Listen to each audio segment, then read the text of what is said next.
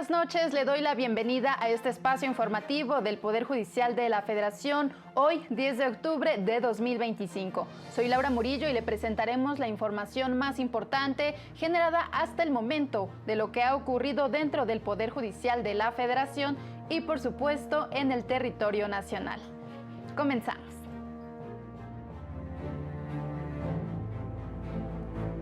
El ministro presidente Hugo Aguilar Ortiz celebró que por primera vez los integrantes del Poder Judicial hayan sido electos mediante voto popular.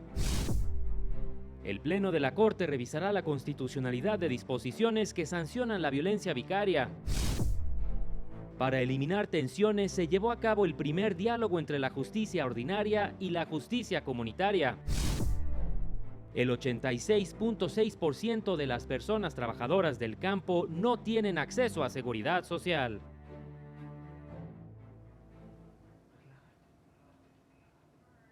El ministro presidente de la Suprema Corte, Hugo Aguilar Ortiz, celebró que por primera vez se haya elegido a juzgadores por voto popular. Al participar en el seminario Visión de Gobierno, Marco Constitucional y Nuevo Orden Jurídico Nacional, el ministro presidente de la Suprema Corte de Justicia de la Nación, Hugo Aguilar Ortiz, destacó el papel de los artículos 39 y 3 de la Constitución Política de los Estados Unidos Mexicanos en la conformación de la democracia. El paso que se da para que todos los poderes que fundan la República, los poderes que poseen la soberanía originaria, los tres poderes, surjan del mandato del pueblo.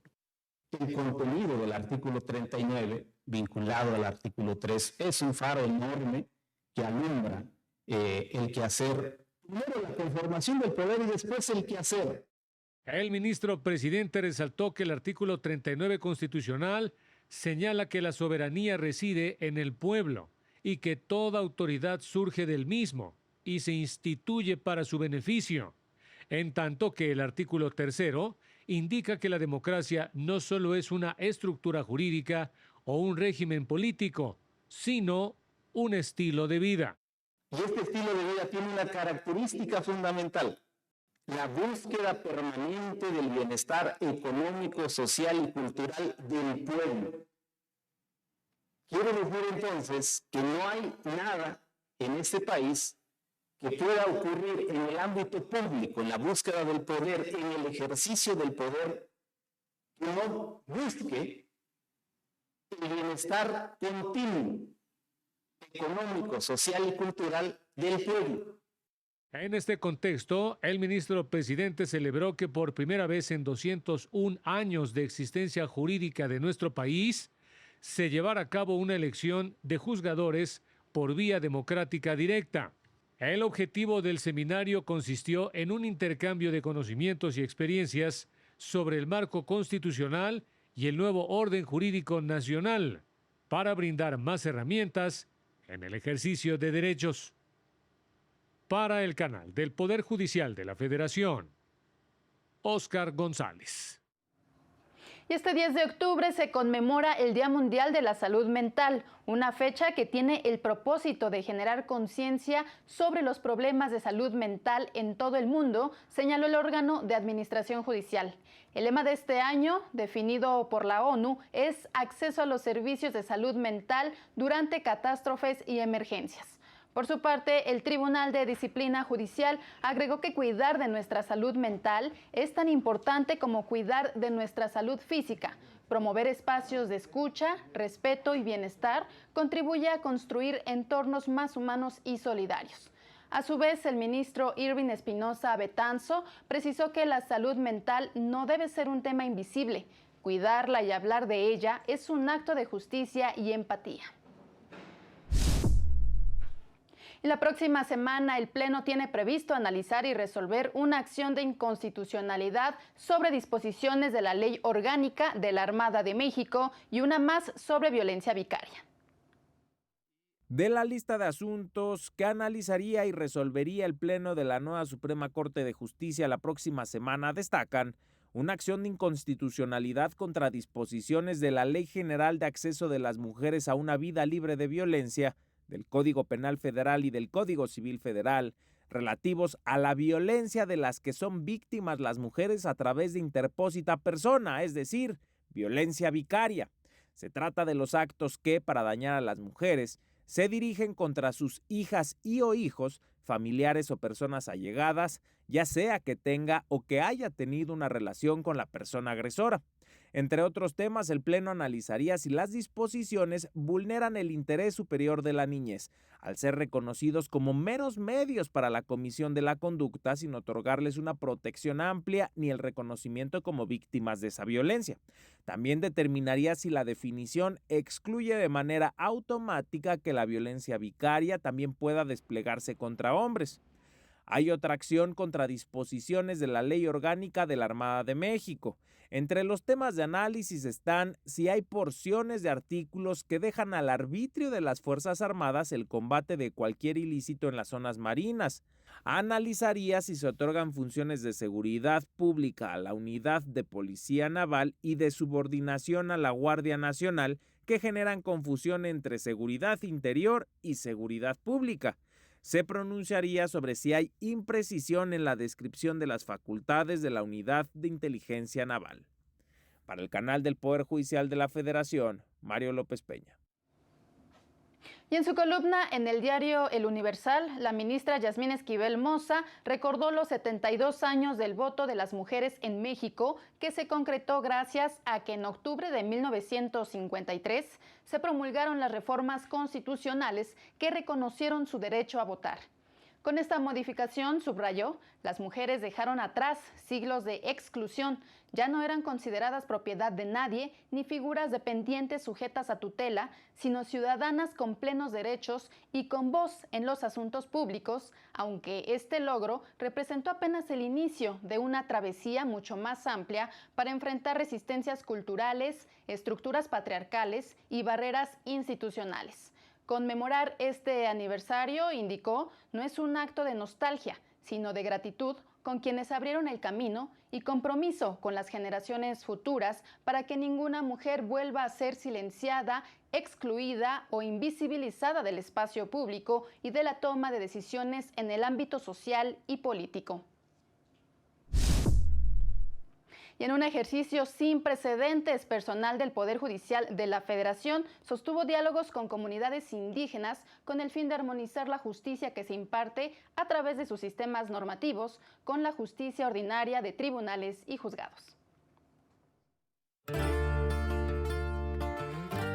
En un hecho histórico, personas juzgadoras y funcionarios del Poder Judicial de la Federación viajaron a San Pablo Macuiltianguis, en la Sierra Norte de Oaxaca, para sostener un diálogo horizontal con autoridades comunitarias de esa zona. Se trata del primer diálogo entre justicias que impulsa el ministro presidente Hugo Aguilar Ortiz para armonizar la justicia que se imparte en las comunidades indígenas y afromexicanas a través de sus sistemas normativos con la justicia ordinaria de los tribunales y juzgados federales. Es de gran relevancia, pues es el primer ejercicio en la historia de la Corte Mexicana que se sale a territorio a dialogar en un espacio de las comunidades indígenas, en un diálogo horizontal, donde podemos escuchar a las autoridades comunitarias que imparten justicia, cuáles son sus instituciones, sus sistemas normativos, cómo resuelven sus conflictos. En el Centro Ecoturístico de San Pablo Macuiltianguis se organizaron 4 mesas de diálogo en las que participaron autoridades comunitarias, magistradas y magistrados del Poder Judicial de la Federación, así como personas defensoras del Instituto Federal de Defensoría Pública. El diálogo se desarrolló en torno a 5 preguntas relacionadas con el tipo de conflictos que se resuelven en estas comunidades y los obstáculos que han enfrentado en el procedimiento y resoluciones de sus casos ante la justicia estatal o federal. Para nosotros, dentro de la Unión Liberal de Ayuntamientos, es lo que se ha pedido que ahorita que está en la Corte, en la Suprema Corte de Justicia de la Nación, el licenciado Hugo Aguilar como presidente, pues que se acercara a las comunidades para hacer este tipo de eventos, para que conozcan de lleno cómo es la justicia, la impartición de justicia aquí en las comunidades indígenas de nuestro estado de Oaxaca, y que todas las autoridades que vengan, que sean electas también, tengan conocimiento de estos talleres. Con las propuestas que surjan de este diálogo entre justicias, se actualizará el protocolo para juzgar con perspectiva intercultural de la Suprema Corte y se creará un protocolo adicional de coordinación entre justicias. Para el canal del Poder Judicial de la Federación, Juan Carlos González. Vamos a una pausa y continuamos. Al regresar, le presentaremos un trabajo especial sobre los derechos de los pueblos indígenas.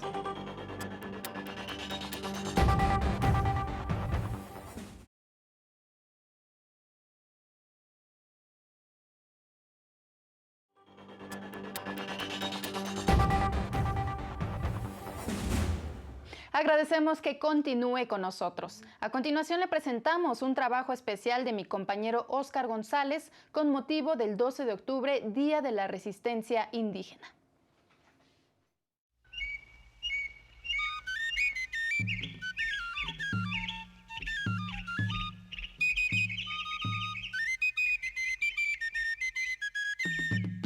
Para reconocer y proteger derechos en beneficio de las comunidades indígenas de México, la Suprema Corte de Justicia de la Nación ha emitido toda una serie de criterios. La administración directa de los presupuestos y recursos por parte de los pueblos originarios, el derecho a la identidad, libre determinación, la propiedad de la tierra, fuero indígena, consulta previa o el derecho a la vivienda, entre muchos otros. Con motivo del 12 de octubre, Día de la Resistencia Indígena, antes el Día de la Raza, el máximo tribunal del país confirma el derecho a la libre determinación de los pueblos como pilar fundamental de la diversidad cultural. Yo creo que algo muy elemental es nuestra lengua,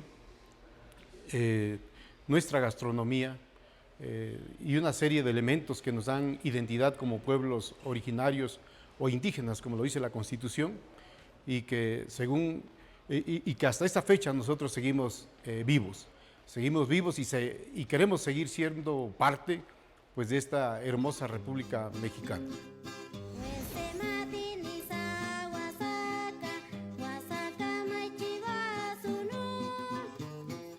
Los precedentes judiciales han sido clave para definir la autonomía de los pueblos, el uso de sus tierras y recursos, la preservación de sus costumbres y formas de gobierno, identidad cultural y derecho humano, basado en la preservación del territorio, sistemas de cargos, lengua y mecanismos de elección de autoridades que integran su cosmovisión. Creo que las comunidades indígenas tienen una gran esperanza en que ahora sus derechos no solamente estén en la Constitución y que sean o sigan siendo letra muerta, sino que ahora en verdad se garanticen y que se eficienticen, que esta justicia con perspectiva intercultural se pueda vivir, se pueda palpar en la vida de las comunidades.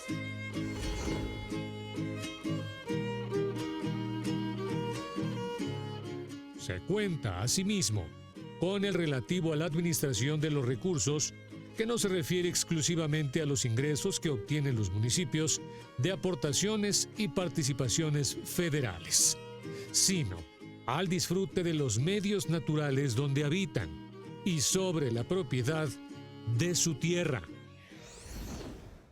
67.6% de las mujeres indígenas han manifestado que han enfrentado violencia y discriminación de acuerdo a la INDIREC. Este es un dato relevante. Esto nos muestra que vivimos en un contexto social en el que la violencia y la discriminación sigue imperando fuertemente contra las mujeres y particularmente contra las mujeres indígenas.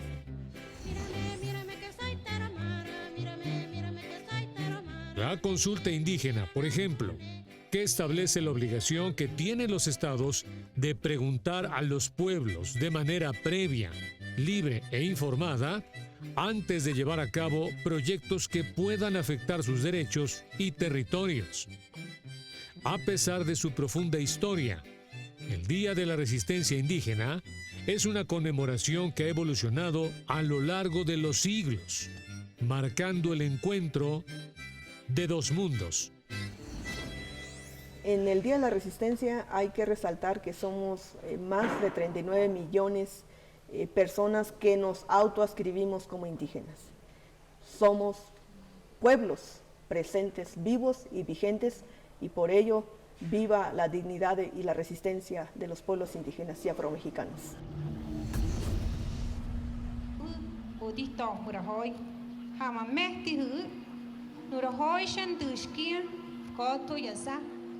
¿Cómo se puede vender o comprar la tierra si no somos dueños de ella? Cada parte es sagrada, cada árbol, cada ser vivo, cada gota de agua.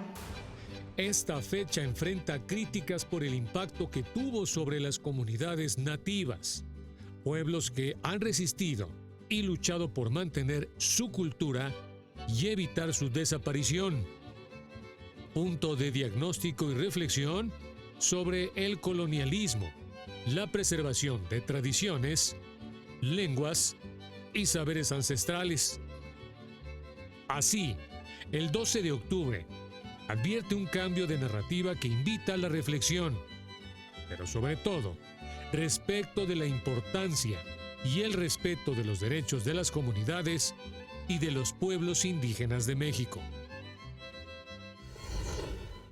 Que realmente las comunidades indígenas tengan ese acceso pleno a la jurisdicción del Estado, que el Estado tome en cuenta sus especificidades culturales, su cosmovisión, y que pronto podamos ver pues, que las comunidades realmente puedan recibir esa justicia que tanto han anhelado, que sean tomadas en cuenta. La Suprema Corte va a caminar de la mano con los pueblos y comunidades indígenas y afromexicanos. Entonces, saludar la resistencia digna de todo el movimiento amplio de pueblos y sobre todo de las mujeres indígenas y afromexicanas, que la dignidad siga vigente.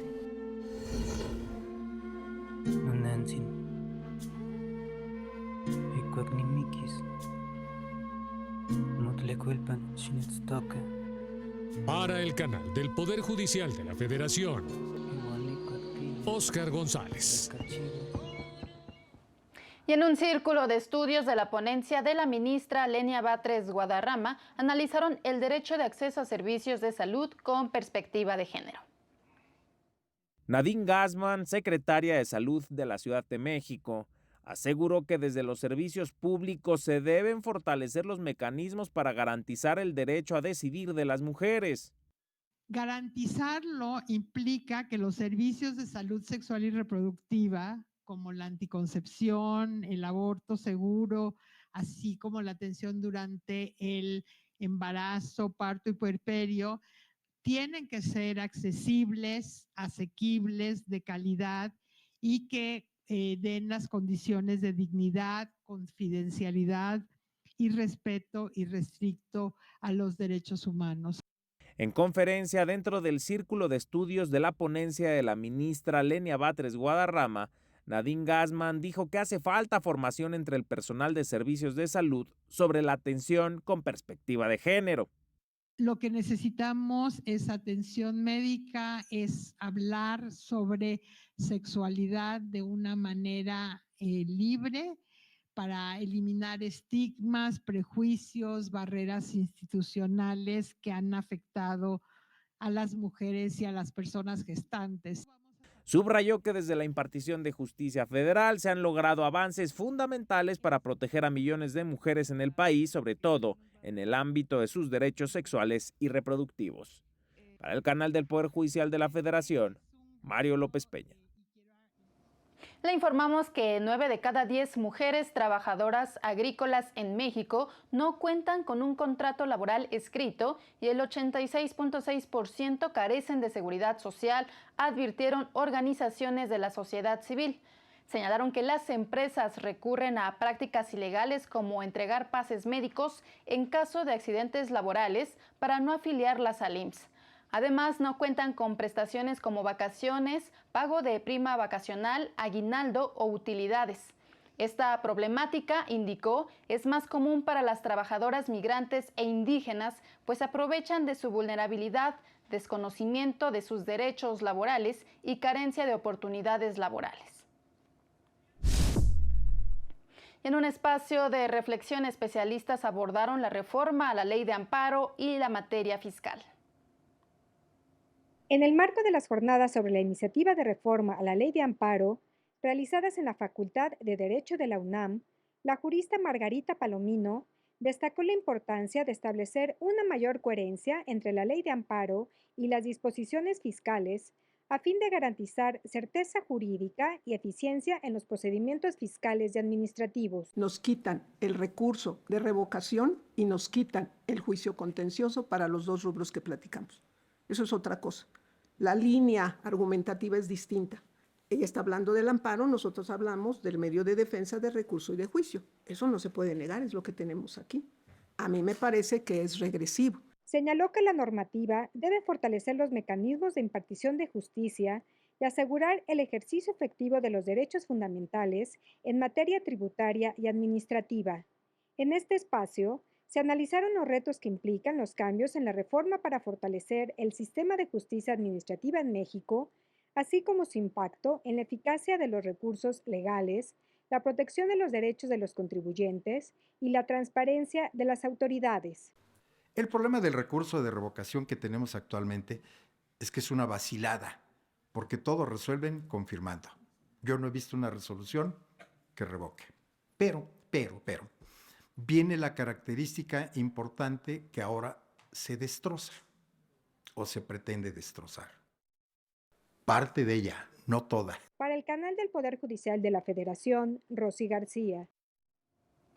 Y en más información, la Fiscalía General de la República delineó el organigrama de la red de huachicoleo fiscal en las aduanas del país, en la que habrían participado 13 personas, 5 marinos en activo, 1 en retiro y 7 civiles. De acuerdo con un informe, la estructura criminal era encabezada por el vicealmirante Manuel Roberto N. y su hermano, el contraalmirante Fernando N. La función de los integrantes comprendía desde el diseño de la estrategia delictiva, la toma de muestras de las sustancias que contenían los tanques y cotejar las fracciones arancelarias. La unión familiar y la comunidad son piezas fundamentales para la reinserción social de los adolescentes. Un joven apoyado es un joven salvado. Fue el tópico de la charla organizada por el blog Lex Informa, que en esta ocasión presentó el tema del papel de la familia y la comunidad en la reinserción social de los adolescentes. Cada adolescente que tiene una situación que es sujeto a un proceso, ya sea en libertad o porque cometen alguna conducta tipificada como delito y que tiene que ser llevado a un centro de internamiento, pues se debe procurar justamente que sea el menor tiempo posible. Se habló sobre las etapas de crecimiento de los jóvenes, los contextos sociales y los peligros a los que están expuestos, como el bombardeo desmedido de información en plataformas digitales. El adolescente, yo creo que, y yo considero que él no nació, como dicen, no nacen delincuentes, no nacen siendo sicarios, no nacen cometiendo o van a abusar sexualmente o van a violar, ellos no nacen con esa situación. Entonces sí hay que entrar de forma y fondo a ver el entorno social, dónde se desarrollan, la familia, qué papel juega. La especialista en justicia para adolescentes señaló cuál es el primer paso para entender, tratar y apoyar a un joven. Es reconocer su capacidad humana, al cambio, a su crecimiento, arropar a esos jóvenes, porque de verdad pareciera que no les gustan los abrazos, sí les gustan, preocuparse por ellos, qué es lo que les gusta, que tener pláticas con los adolescentes desde casa. Si estamos llenos y sumergidos en 1000 cosas, en 10,000, el día no alcanza, pero sí ver la importancia de que los adolescentes son una base, no es el futuro de nuestro país, es el presente de nuestro país. En estos tiempos tan complicados y saturados de actividades, escuchar más a los adolescentes y guardar las críticas fue la recomendación del especialista. Para el canal del Poder Judicial de la Federación, Citlali Pérez.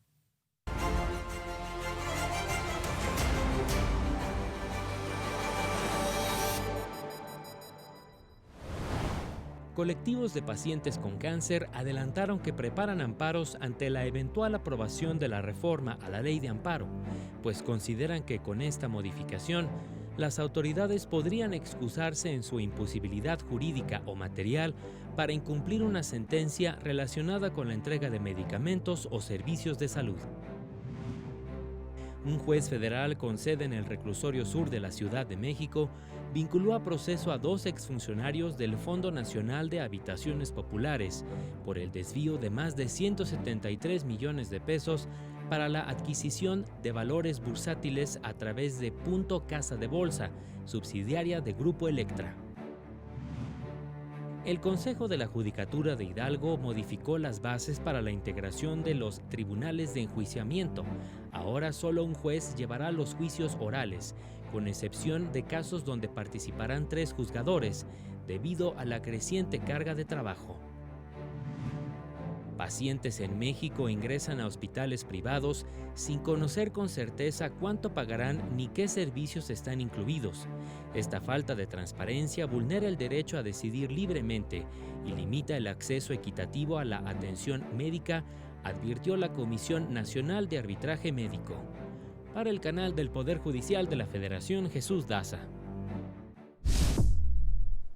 Y en el marco del Día Internacional de la Niña, alertaron sobre los riesgos de las uniones forzadas de menores de edad y su mayor exposición a violencia sexual.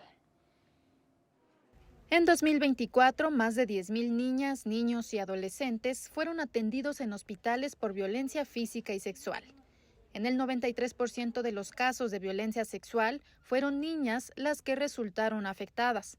De acuerdo con el representante interino de país de la Organización Plan Internacional México, Antonio José Gutiérrez, aunque en México existen políticas públicas dirigidas a garantizar la protección de los derechos de las niñas, su implementación sigue siendo insuficiente. En entrevista señaló como uno de los temas de mayor riesgo para niñas y adolescentes la persistencia de uniones forzadas y matrimonios de menores de edad.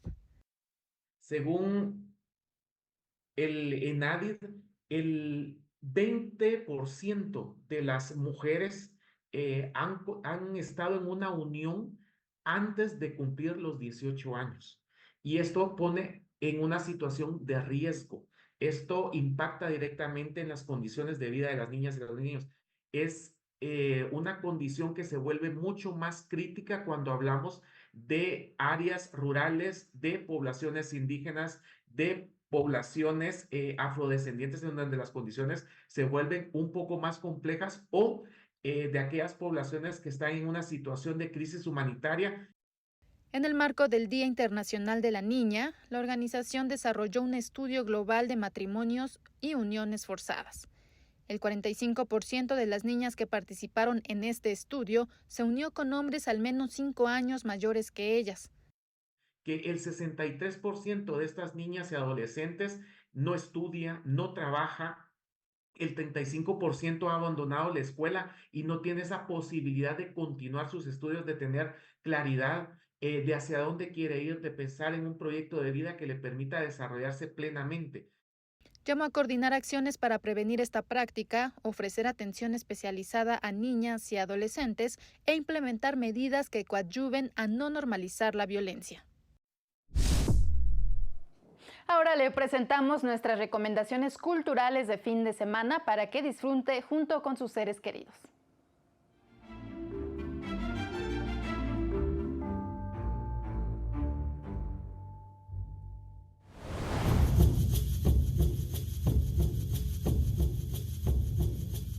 Ya inició la Feria Internacional del Libro en el Zócalo capitalino, que reúne a decenas de editoriales y cientos de actividades culturales gratuitas.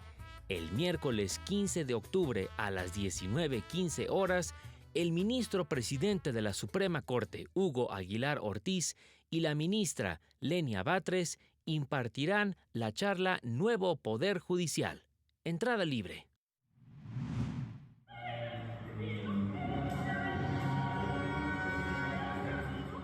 La Compañía Nacional de Ópera presenta Electra, con música de Richard Strauss, el mito griego de Sófocles que cuenta cómo dos hermanos buscan venganza contra su madre por el asesinato de su padre. Este domingo a las 20 horas en el Palacio de Bellas Artes. Boletos desde 99 pesos.